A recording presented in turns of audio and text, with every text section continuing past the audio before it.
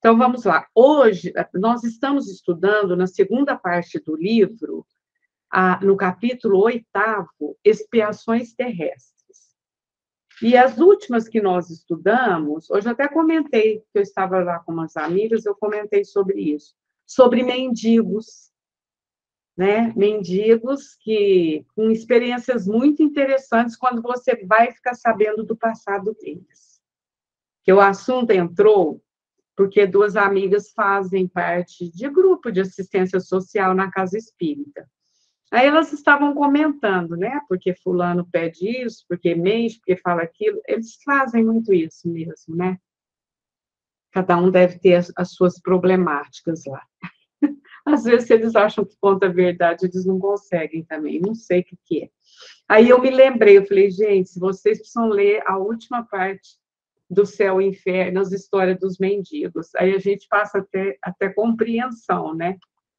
Agora, essa daqui eu acho que já não é do mendigo, não, mas é a história de um criado. Então, vamos lá. Numa família de alta posição, havia um jovem criado cuja figura inteligente e fina surpreendia por sua distinção. Nada em suas maneiras denotava inferioridade. Sua dedicação a serviço dos patrões não tinha essa obsequiosidade servil própria das pessoas de tal condição.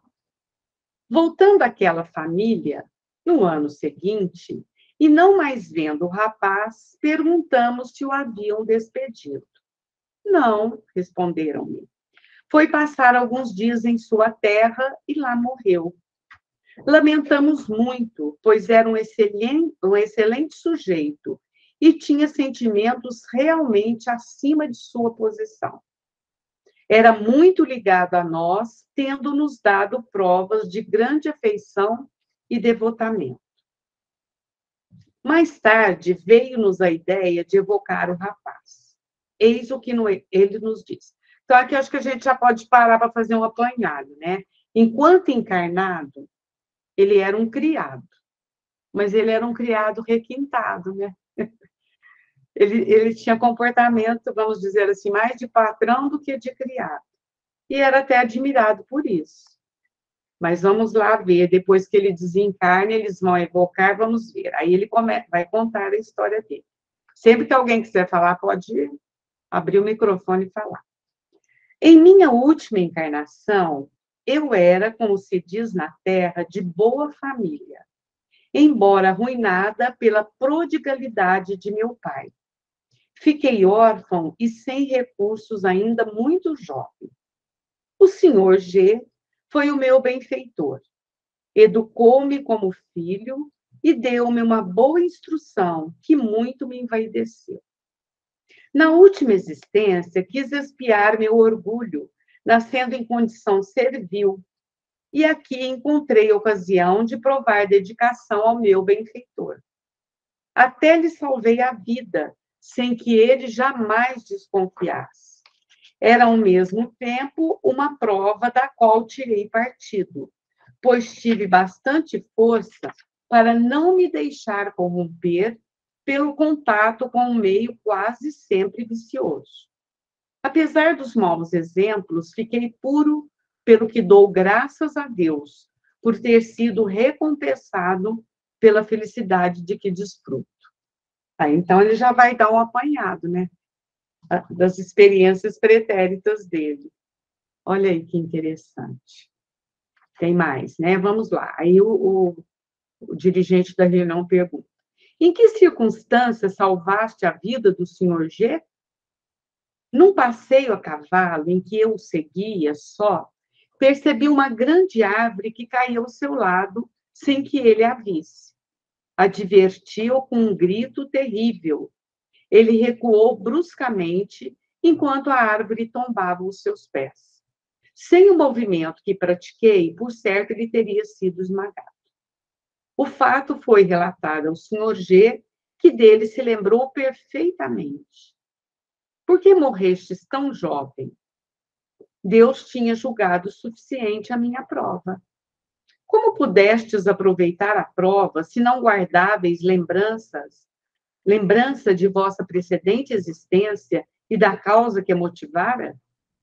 Em minha humilde posição, restava-me um instinto de orgulho que tive a felicidade de dominar. E isso tornou a prova muito proveitosa, sem o que teria de recomeçar. Em seus momentos de liberdade, o meu espírito se lembrava, e ao despertar ficava um desejo intuitivo de resistir às minhas tendências, que eu sentia serem más. Assim, tive mais mérito em lutar do que se me recordasse claramente do passado. A lembrança perturbadora de minha antiga posição teria exaltado o meu orgulho, enquanto tive apenas de combater os arrastamentos da nova posição. Olha aí, assim, vou fazer um pequeno comentário e dar voz para vocês. Ele vai contando, então, dessa existência, né, que ele teve a oportunidade de conviver, de trabalhar o seu orgulho, a sua vaidade. Aí o dirigente pergunta, né, como que você pôde aproveitar a prova se não você não guardava nenhuma lembrança, como nenhum de nós guarda, né? A gente não sabe o que nós vivemos, a gente não tem lembrança. Mas, no fundo, em minha humilde posição, restava-me um instinto de orgulho. Que acontece, né, nas nossas encarnações agora, essa que nós estamos vivendo? Nós temos uma nova história para construir, mas nós temos ainda dentro de nós os resquícios daquilo que nós fomos. E ele vem assim, meio que respingando. E que a gente pode se sair bem ou não. Ele se saiu, né? Ele se saiu bem. E por que a gente não se lembra? Aí é que está a grande... Porque muitas pessoas, principalmente as pessoas que não são reencarnacionistas, a grande indagação delas é assim, mas se existe a reencarnação, a gente tinha que lembrar. Eu falar a verdade, eu não gostaria de lembrar da minha. Porque, às vezes, é difícil nós nos lembrarmos das coisas que a gente faz hoje, né?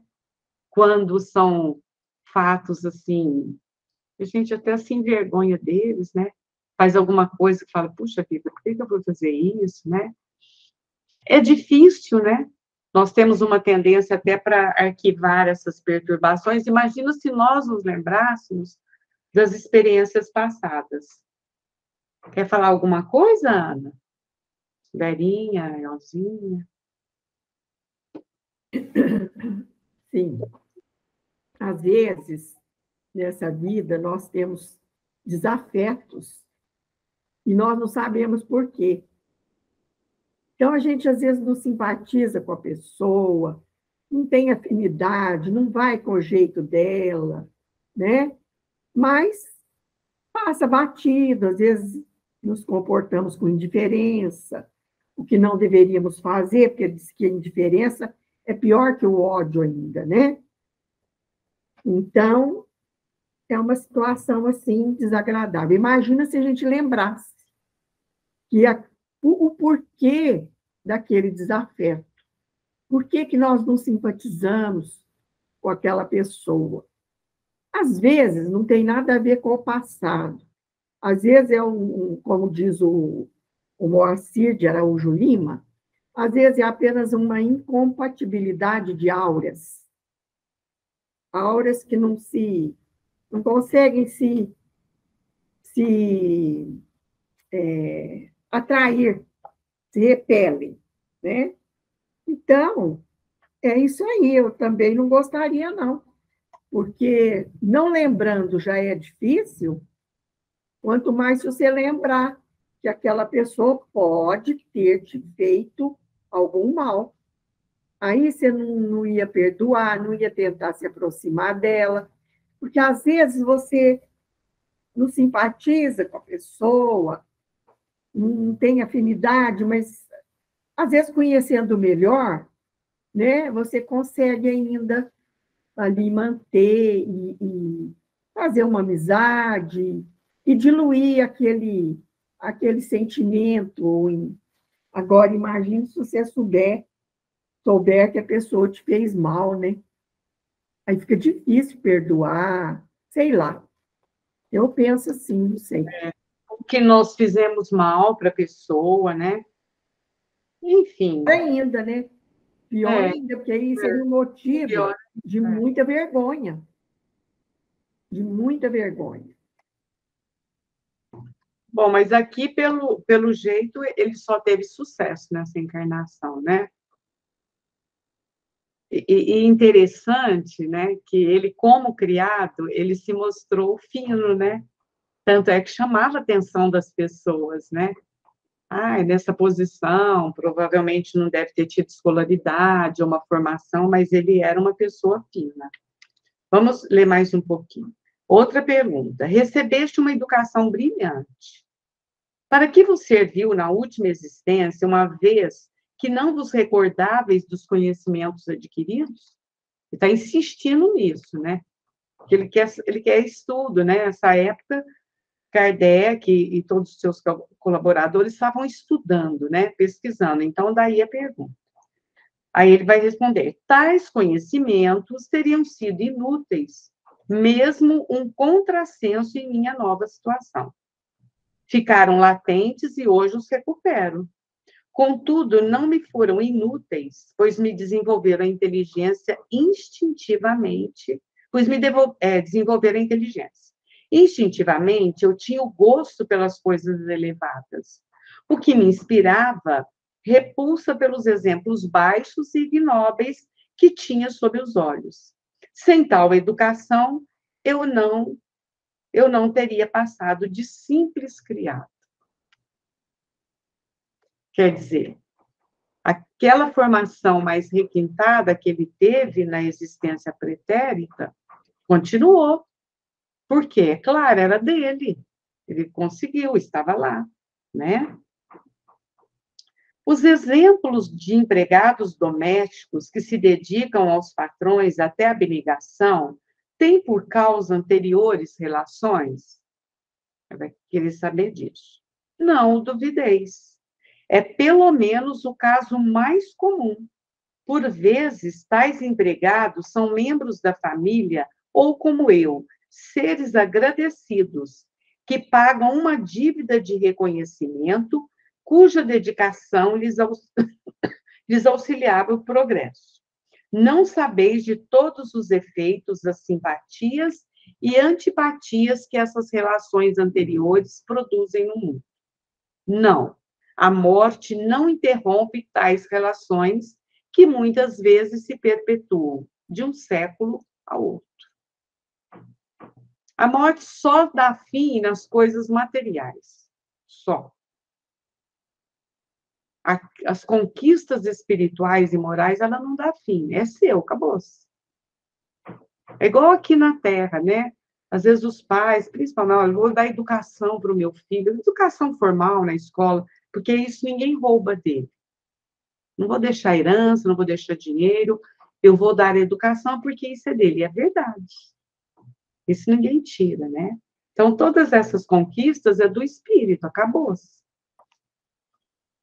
Vamos terminando aqui, a gente comenta mais. Por que tais exemplos de dedicação dos criados são hoje tão raros?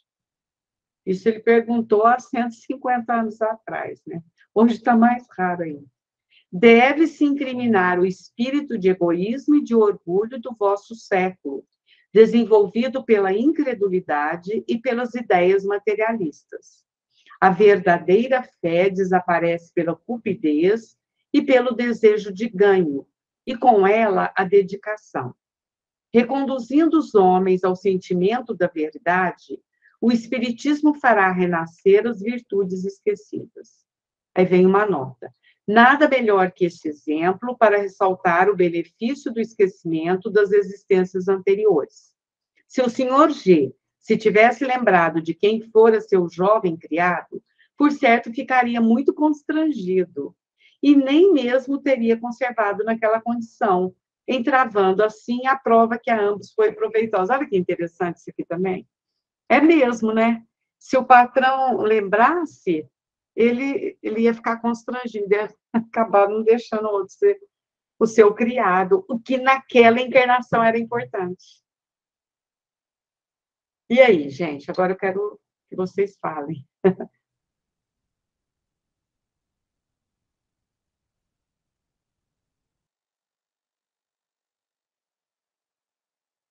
Pode falar.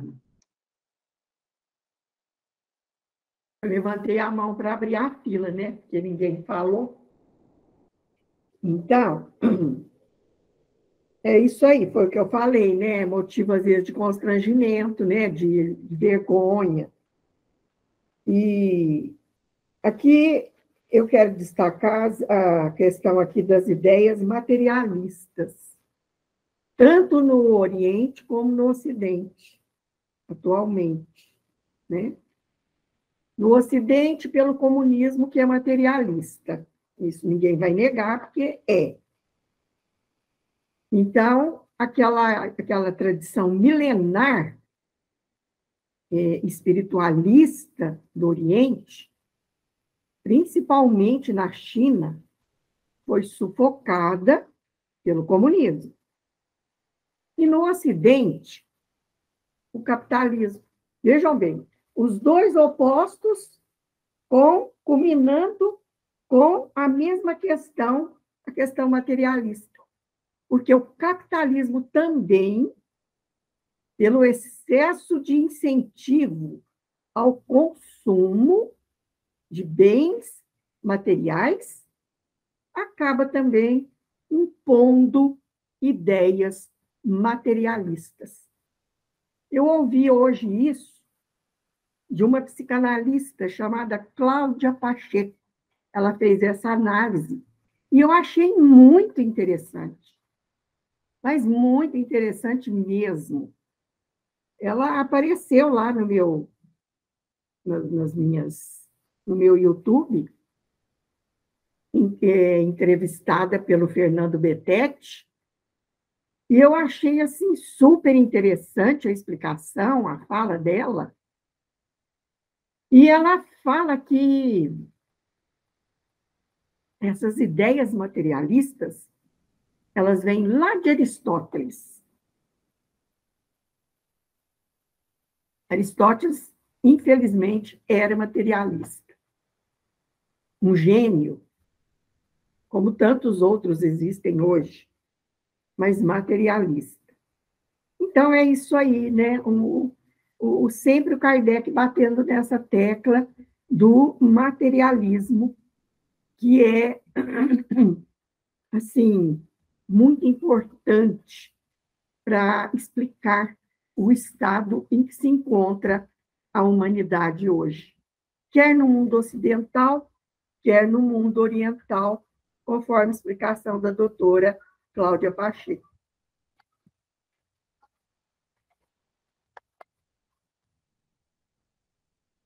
É, e aqui no texto é isso, né, que o autor, que o Espírito está nos ensinando. O esquecimento do passado é fundamental. E isso não significa que a gente não vai retomar, a gente sempre tem ganhos. É difícil um espírito que não dá uns passos para frente, né? Ele dá sempre... Ah lá, o que a Lucélia pôs? Difícil lembrar.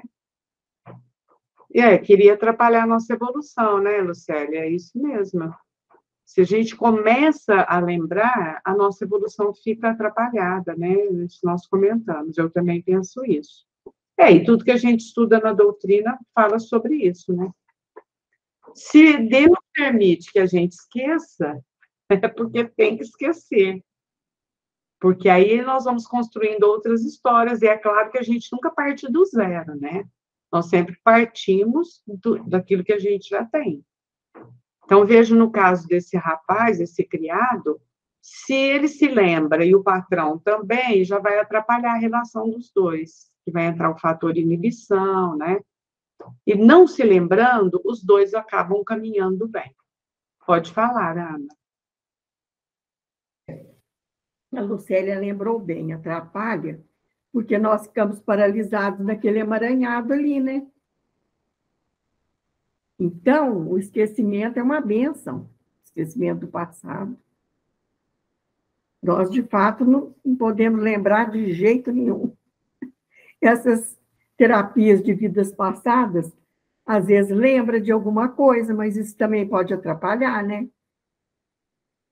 Pode atrapalhar.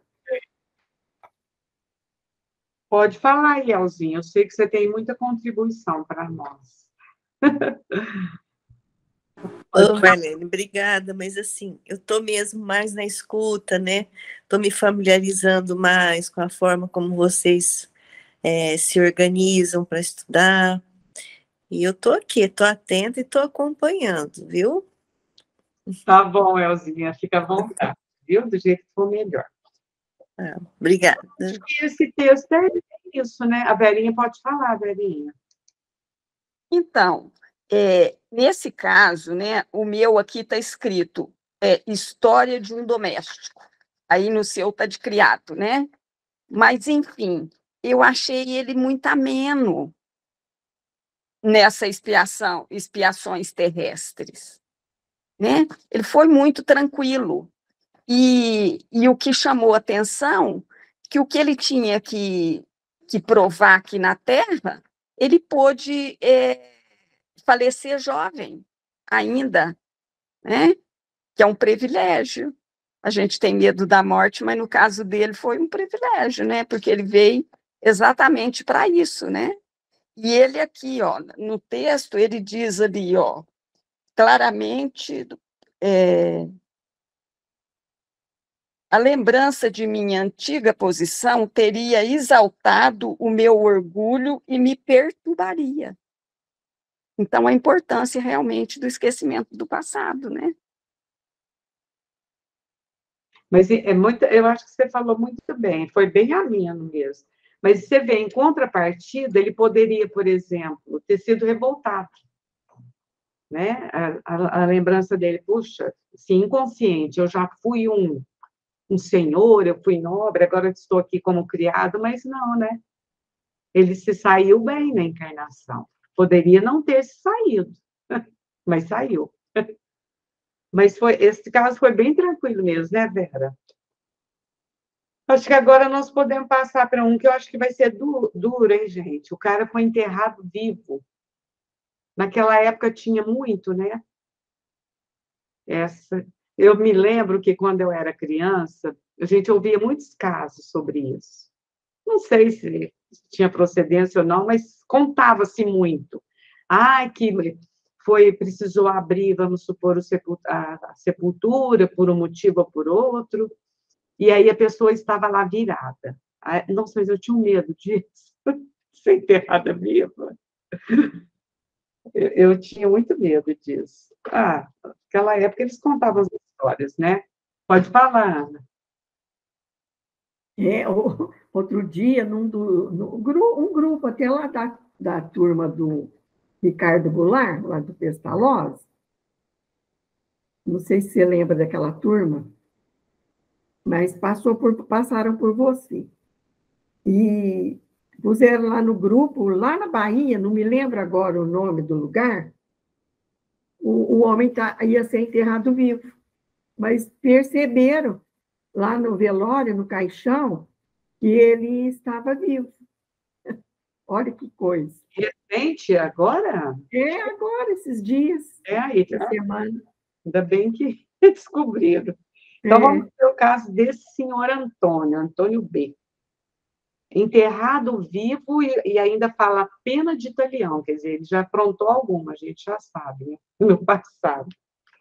O senhor Antônio B., escritor de mérito, estimado por seus concidadãos, tendo desempenhado com distinção e integridade funções públicas na Lombardia, caiu pelo ano de 1850 em consequência de um ataque de apoplexia, num estado de morte aparente que, infelizmente, como algumas vezes sucede, em casos tais, a sua morte foi considerada real, concorrendo ainda mais para o engano os vestígios da decomposição assinalados no corpo.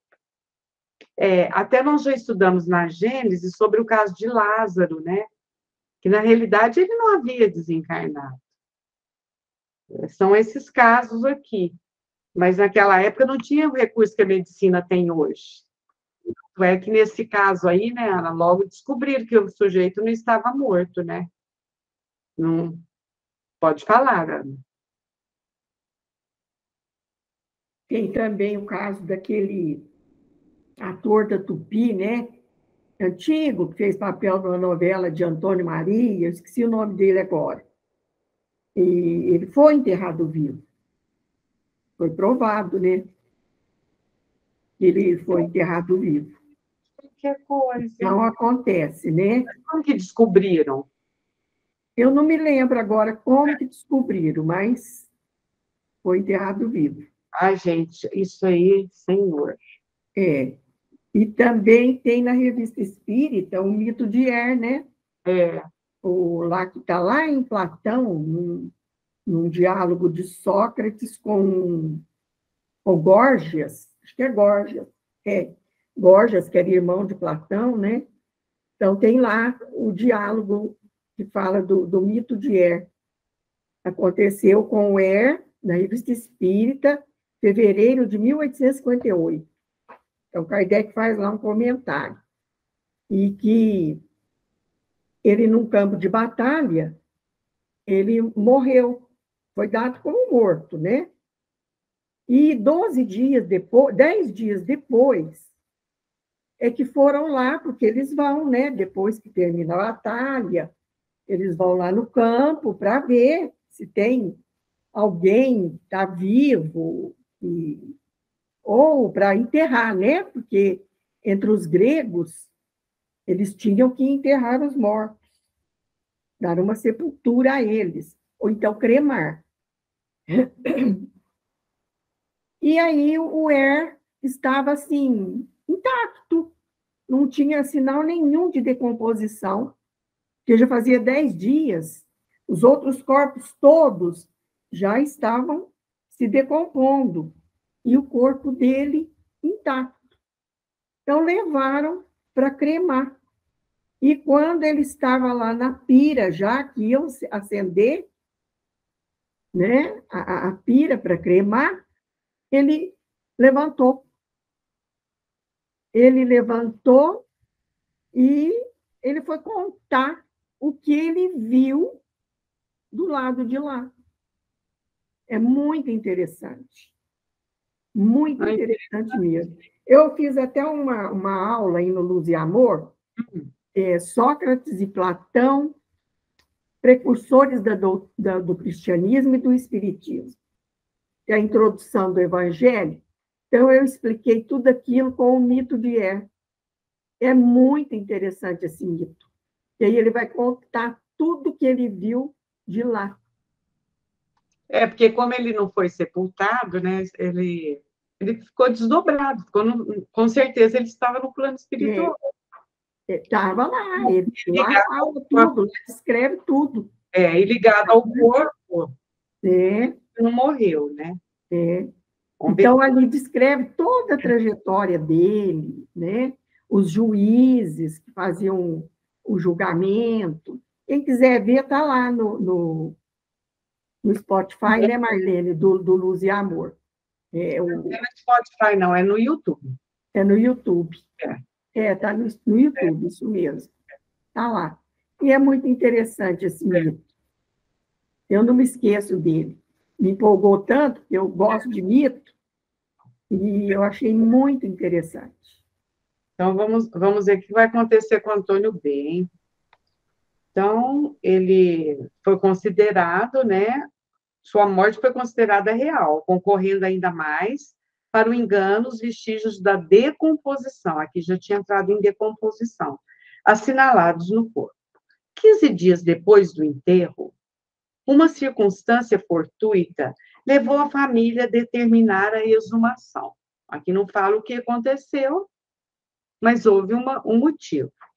Tratava-se de um... não, aqui vai explicar. Tratava-se de um medalhão, por acaso esquecido no caixão.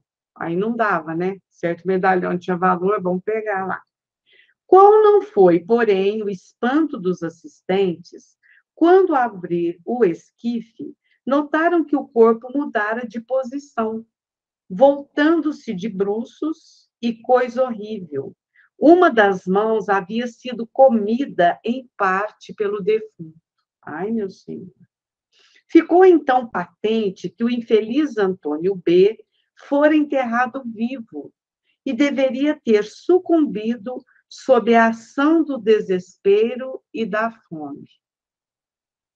Tendo sido evocado na Sociedade Espírita de Paris, em agosto de 1861, a pedido de um parente, o espírito Antônio B. deu as seguintes explicações. Ai, agora vamos ver, hein? Isso é triste. Que quereis? A pedido de um vosso parente, nós vos evocamos com prazer e ficaremos contentes se quiserdes responder-nos. Sim, desejo fazê-lo. Lembrai-vos dos incidentes da vossa morte? Ah, certamente que me lembro. Mas por que me avisar essa lembrança do castigo? É verdade que foste enterrado vivo por descuido? Assim deveria ser, visto que a morte aparente se reveste de todas as características da morte real. Eu estava quase exangue.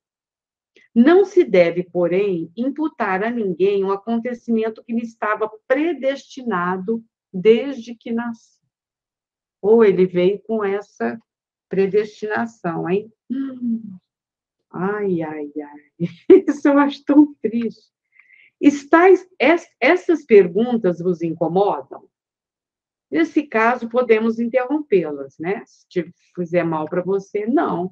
Podeis continuar.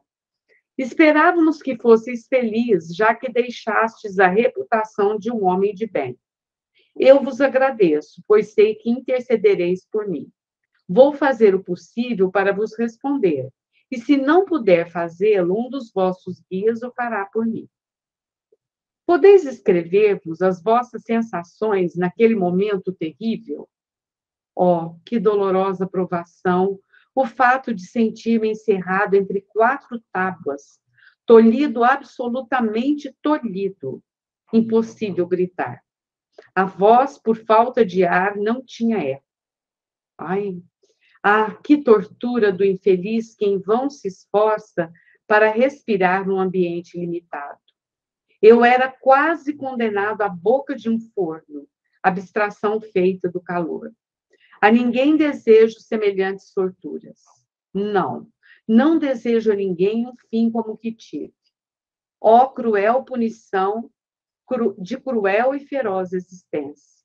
Não saberia dizer no que então pensava, apenas revendo o passado, vagamente entrevi o futuro. Olha o sofrimento dele.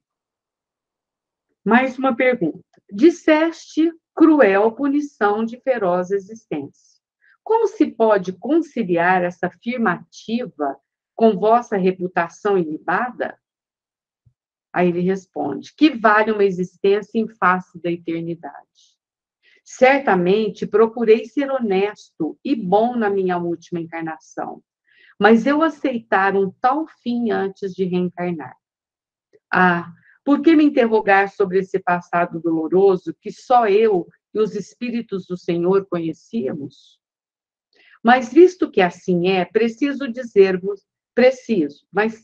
espera aí, gente. Mas visto que assim é preciso, dir-vos-ei que numa existência anterior eu enterrara viva uma mulher, a minha própria esposa, e por sinal nos jazigos subterrâneos. A pena de talião devia ser-me aplicada, olho por olho, dente por dente. Pronto, já respondeu. Ele nasceu com esse destino, ia acontecer isso com ele, era ponto pacífico, né? Era do projeto reencarnatório dele. Aí ele vai explicar por quê. Porque quem o enterrou assim, não enterrou por maldade, por falta de conhecimento. Mas quando ele enterra a mulher dele, aí foi de caso pensado. É por isso que talvez ele mesmo tenha pedido, né? essa reparação. Pode falar, Ana. Você já terminou? Você já falou tudo, Marlene? Pode falar. Não, já falei. Pode Ah, falar. então, você lembrou bem essa semana, eu estava lembrando do nosso estudo aqui, do céu e inferno, e lembrando do projeto reencarnatório. Olha que interessante. Porque nós fazemos um projeto reencarnatório, né? E lá no mito de Hera, ele fala, inclusive, também da escolha das provas. Nós temos o direito de escolher, né? Nós escolhemos as provas pelas quais queremos passar. Ele escolheu essa, né? Porque para ele era a pena de talião, olho por olho, dente por dente. Então, ele queria sofrer o mesmo que ele fez a esposa sofrer. Olha que interessante, né? Nem sempre acontece assim, né? Nem sempre, né, Ana? Pode É, falar. É. Então, pode falar agora, Marlene, eu já falei. É que eu sei que todos vocês sabem aqui, mas é bom a gente lembrar. Não quer dizer que porque ele fez isso, ele teria que passar por isso. A gente pode reparar as nossas falhas com bem. Eu até acredito, não sei o que vocês pensam sobre isso, que Deus até tem esse olhar para nós. Eu vou reparar os meus erros, meus defeitos com bem, com amor, com solicitude. Mas ele foi tão mal, eu acredito, né? Pelo que ele fala mesmo aqui, de ter feito isso com a esposa, que ele quis vivenciar. E olha que prova, hein, gente? Ele mesmo fala aqui, né? Imagina, você quer gritar, você não consegue, né? Porque sua voz nem tem eco ali. Ele fala envolto nas 4 madeiras ali. E, nossa senhora, ele chegou a comer a mão, né? Mas ele quis. E outra coisa, né, Ana, sobre o projeto reencarnatório, que, é claro, a gente faz o projeto reencarnatório das etapas principais da nossa vida, né? O resto, a gente que vai recheando, ou bem ou mal. As linhas gerais, né? As linhas Os gerais. detalhes ficam por conta do nosso livre-arbítrio, porque tanto nós tivemos livre-arbítrio lá, ao escolher o tipo de prova que nós queremos, e também a expiação, que ali é uma prova e uma expiação, né? Como também de cá, e respeitar o nosso livre-arbítrio. Então, detalhes que vão ocorrer aqui vão depender muito do nosso livre-arbítrio, porque, de acordo com ele, nós nem sempre seguimos esse projeto. Fizemos de lá. Como nós lembramos, chega aqui, a gente se envolve com a matéria e esquece a escolha que fizemos lá e saímos do caminho. Outra coisa, que muitas pessoas que não conhecem a doutrina criticam a doutrina e falam, então é assim, eu fiz o mal, depois o outro tem que fazer para mim, aí o outro, isso vai virar uma roda viva. Vejam que, nesse caso dele, as pessoas que o sepultaram não têm responsabilidade. Eles não fizeram por mal. Eles não fizeram de caso pensado. Foi falta de recurso, né? Da medicina, dos processos. Agora, ele não. Ele fez de caso pensado. Então, vejam que a lei de Italião se cumpriu, mas ninguém foi responsável. Ninguém foi responsável, né? Ninguém vai culpar as pessoas que o sepultaram, porque não fizeram. Interessante isso, né, Marlene? Bem lembrado. Então, vamos ver que mais que surpresas ele tem aqui para nós. Não, ele já vai encerrar. Agradecemos essas respostas e pedimos a Deus que vos perdoe o passado, em atenção ao mérito de vossa última existência. Porque na última existência ele teve uma vida digna, né? Aí ele responde, voltarei mais tarde. Aliás, o Espírito Erasto completará esta minha comunicação. Então, agora a instrução do Espírito Erasto. Esse Espírito aqui é muito sério, né? É dele a frase, porque muita gente fala que é de Kardec, mas não é de Erasto. É preferível rejeitar 9 verdades a aceitar uma mentira. É dele essa frase. Pode falar, Ana. E lembrando aqui para vocês que o Erasto foi contemporâneo de Paulo de Tarso. Eles tinham uma diferençazinha de idade, mas viveram ali, no mesmo lugar, nasceram na mesma cidade, em Tarso, e foram companheiros mais tarde. Olha só. Ele é grande, esse Erasto. Como que ele se chama, sabe? Pode falar, Elzinha. Você pode repetir a frase, por favor? É preferível rejeitar 9 verdades a aceitar uma mentira. Esse está no livro dos médiuns, Ana. Eu acho que é no livro dos médiuns. Eu acho que é também. Só essa dúvida. Mas no livro dos Espíritos também parece que tem. Mas é dele. Só que aí, como sempre é usado, isso é em relação mesmo à mediunidade, né, que eles falam. Mas, assim, eu acho que é no livro dos médiuns. Eu vou certificar direitinho, depois eu te falo. Para a gente também não ficar fanático, né?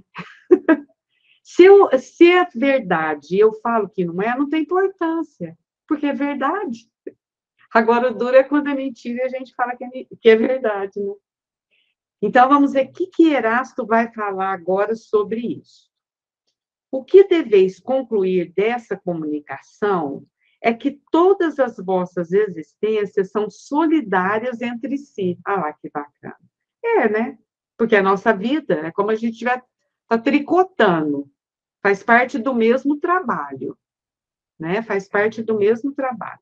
As tribulações, as vicissitudes e as grandes dores que se abatem sobre os homens são sempre as consequências de uma vida anterior criminosa ou mal empregada. Entretanto, cumpre-me dizer-vos que desfechos semelhantes como estes de Antônio B. são raros. E se esse homem, cuja última existência foi isenta de censura, acabou morrendo dessa maneira, foi por tê-lo solicitado ele próprio. Olha lá, Erasto explicando isso que nós comentamos, né? Ele que pediu, a fim de abreviar a sua erraticidade e alcançar mais rapidamente as esferas superiores. Com efeito, depois de um período de perturbação e sofrimento moral, com vistas à expiação do seu crime hediondo, ser-lhe-á perdoado este, e ele se alcançará um mundo melhor, onde espera a vítima. Ele vai ter que encontrar com a vítima ainda. E pedir perdão para ela, né? Que há muito tempo lhe perdoou. Pai, ela já perdoou. Louvado seja. Ela era evoluída. Aproveitai este exemplo cruel, queridos espíritas, a fim de suportardes com paciência os sofrimentos físicos e morais, bem como todas as pequenas misérias da terra. Ah, que explicação bonita, né? Pode falar, Ana. Livro dos Médiuns, item 230. Aí, Elzinha, a Ana já trouxe. Que item, Ana? 230. Obrigada. Fala que é uma regra de ouro É. do Espiritismo e que nós espíritas devemos observar muito bem. Porque muitas pessoas desavisadas falam, o espírito que falou, a água parou. Não tem essa, né? O espírito, quem é o espírito? São pessoas como nós. Sujeito a erros, a equívocos, né? Muito bom, Ana. Então, vou terminar aqui, tem mais uma perguntinha, porque aí é bom que a gente já encerre essa parte. Aí, o coordenador vai tornar a perguntar: que proveito a humanidade pode auferir de semelhante punições? Os castigos não são aplicados para desenvolver a humanidade, mas para a punição dos culpados. De fato, a humanidade não tem interesse algum no sofrimento de um de seus membros. Aqui, a punição foi apropriada à falta, porque há loucos, idiotas, paralíticos, porque alguns morrem queimados, porque outros padecem as torturas de longa agonia entre a vida e a morte. Ah, crede-me, respeitai a vontade soberana e não procureis sondar a razão dos decretos da providência. Deus é justo e só faz o bem. Aqui ficou bem claro que não foi uma punição de Deus. Ele que quis. Ele quis saudar, né? Ele quis passar por essa experiência, eu acredito até que para chegar de cara limpa, né? Perto da mulher. Eu fiz isso com você, eu vi que eu errei, foi um crime hediondo, mas eu quis. Você vê que ele fala que é horrível o que ele passou? Mas quando ele vai encontrar com ela, ela já tinha perdoado. Olha que lindo, gente. Isso aí eu não sei se eu ia perdoar tão cedo. Agora vamos ver. Aqui ele já vai encerrar agora já a explicação de Kardec para encerrar esse caso. É bom que a gente termina. Este fato não encerra um ensinamento terrível? Assim, a justiça de Deus alcança sempre o culpado, e pelo fato de tardar algumas vezes, nem por isso deixa de atingi-lo. Não é altamente moralizador saber que, se grandes culpados acabam pacificamente a existência na abundância dos bens terrestres, cedo ou tarde a hora da expiação chegará para eles? Penas de tal natureza são compreensíveis, não só por estarem mais ou menos ao alcance das nossas vistas, mas por serem lógicas. Cremos porque a razão admite. Uma existência honrosa não inclui, portanto, as provações da vida, pois que são escolhidas e aceitas como complemento de expiação. É o restante do pagamento de uma dívida saldada antes de receber o preço do progresso realizado. É o caso dessa pessoa, ele teve uma vida digna e tem esse fim. Mas é porque antes ele tinha dívidas a pagar, né? Às vezes você vê uma pessoa, nossa, mas a pessoa é tão boa, pessoa tão ética, tão correta, puxa, aconteceu isso com ela, né? É porque ela tem compromissos. Considerando-se como eram frequentes nos séculos que passaram, mesmo nas classes mais elevadas e esclarecidas, os atos de barbaria que hoje nos revoltam, quantos assassinos eram cometidos nesses tempos de menosprezo pela vida do semelhante, e como os fracos eram esmagados pelos poderosos sem escrúpulos, então compreenderemos que muitos dos nossos contemporâneos terão de apagar máculas passadas, e tampouco nos admiraremos do número considerável de pessoas que sucumbem vitimadas por acidentes isolados ou por catástrofes coletivas. O despotismo, o fanatismo, a ignorância e os preconceitos da Idade Média e dos séculos que se seguiram legaram às gerações futuras uma dívida imensa que ainda não foi liquidada. Muitas desgraças só nos parecem imerecidas, porque apenas vemos a hora presente. A humanidade vem fazendo atrocidade faz tempo, né? E quem que é a humanidade? Nós. Nós. E aí...